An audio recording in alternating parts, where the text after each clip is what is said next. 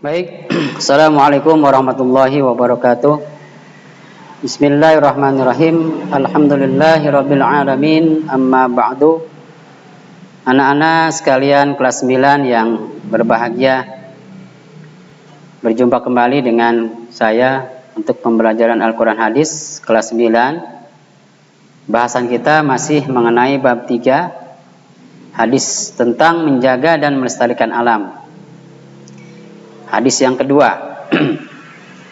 Bunyi hadisnya, man hafara bi'ran falahu arba'una dhira'an atanan lima syati.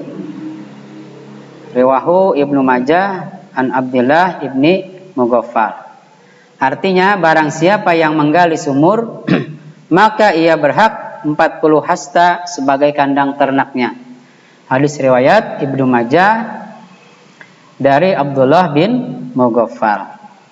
Man hafara bi'ran falahu arba'una dhira'an atanan lima syati. Itu hadisnya. Kemudian penjelasan hadis ini. Pada hadis ini, yang kedua ini, terdapat dua hal yang mesti dipahami oleh kita. Pertama, tentang penggalian sumur dan tentang tanah seluas 40 hasta untuk kandang ternak. Jadi dari hadis ini ada dua hal yang perlu kita pahami. Yang pertama adalah tentang penggalian sumur, dan yang kedua tentang tanah seluas 40 hasta untuk kandang ternak. Yang pertama masalah sumur. Air merupakan sumber kehidupan seluruh makhluk yang ada di bumi ini. Tanpa air, niscaya seluruh makhluk hidup akan mati. Sebagaimana Allah berfirman dalam surah Al-Anbiya ayat 30, yang artinya, dan kami jadikan segala sesuatu yang hidup berasal dari air. Wa ja'alna minal ma'i kulla syai'in hayyin. Ayat tersebut menjelaskan bahwa sumber kehidupan baik manusia, tumbuhan, dan hewan adalah air. Dalam masalah ibadah seperti sholat, membaca Al-Quran, tawaf, dan lain-lain juga sangat membutuhkan air. Makanya dalam kitab-kitab fikih terdapat bab yang membahas tentang air. Bab yang membahas tentang air selalu berada pada awal pembahasan biasanya. Kemudian para fuqaha menjelaskan alasan mereka selalu mendahului pembahasan fikih dengan bab air. Mereka mengatakan bahwa ibadah sholat merupakan ibadah yang paling penting di dalam kehidupan manusia. Tidaklah akan diterima oleh Allah ibadah kita kecuali kalau orang yang sholat tersebut telah bersuci dari najis dan hadas. Bersuci dari najis dan hadas, ini tidak akan terwujud kecuali dengan menggunakan air. Jadi bahasanya mungkin toharoh, bersuci dari najis, bersuci dari hadas. Ketika kita mau melakukan sholat, ibadah, dan sebagainya, itu harus melakukan itu. Karena ketika kita tidak melakukan itu, maka ibadah kita tidak akan diterima. Oleh karenanya, seorang muslim harus mengetahui seluk-beluk air. Mana air yang boleh untuk bersuci dan mana air yang tidak boleh untuk bersuci. Kemudian bagaimana cara bersuci dan lain sebagainya.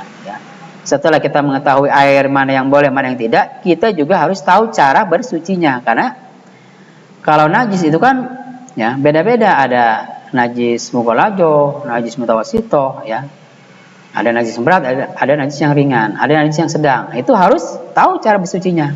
Jangan sampai salah kita menerapkan caranya. Maka dengan demikian Rasulullah SAW memberi penghargaan kepada orang yang menggali sumur.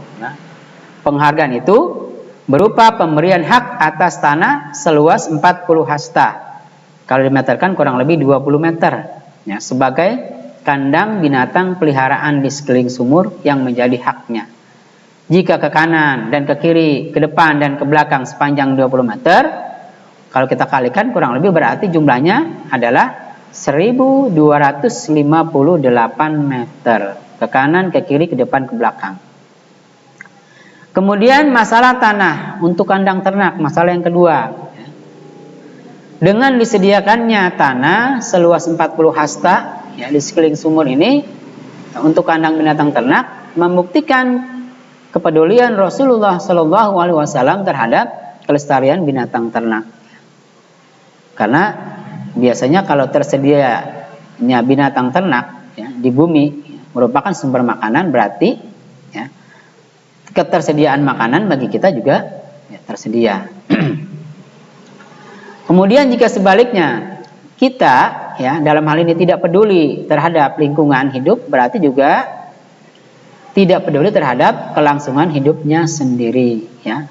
Hal itu sesuai dengan firman Allah dalam surah Al-Isra ayat 7 yang artinya jika kamu berbuat baik berarti kamu berbuat baik untuk dirimu sendiri, dan jika kamu berbuat jahat maka kerugian kejahatan itu untuk dirimu sendiri. Ya.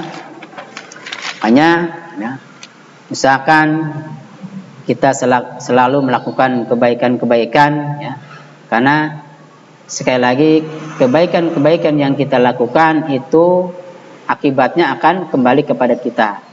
Dan sebaliknya ketika kita melakukan satu kejahatan atau melakukan kejahatan-kejahatan, maka akibat dari kejahatan itu pun akan kembali kepada kita. Oleh sebab itu anjurannya buat kita adalah selalu melakukan kebaikan dimanapun kita berada ya, entah di sekolah, di rumah dan sebagainya.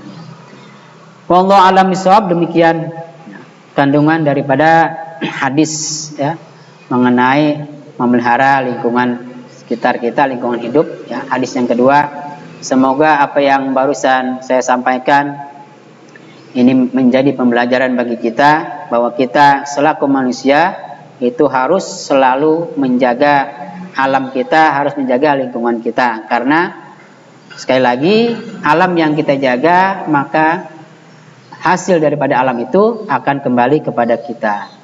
Namun sebaliknya jika kita rusak alam itu maka kerusakan itu pun akan berakibat kepada kita. Demikian, mudah-mudahan kalian dapat memahami apa yang barusan saya sampaikan.